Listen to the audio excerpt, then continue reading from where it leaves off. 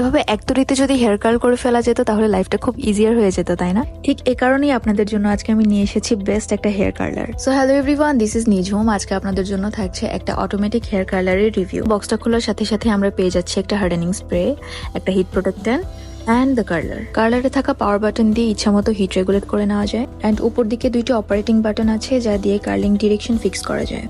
So আমি ফার্স্টে আমার হেয়ারটাকে আলাদাভাবে সেকশন করে নিচ্ছি অ্যান্ড যে কোনো ধরনের হিটিং টুল ইউজ করার আগে হিট প্রোটেক্টেন্ট মাস্ট, এতে করে হেয়ার কম ড্যামেজ হয়। সো আমি আমার হেয়ারের ছোট একটা সেকশন কার্লার ইনসার্ট করে দিচ্ছি এবং কার্লার নিজে থেকে এটাকে পেঁচিয়ে নিচ্ছিল।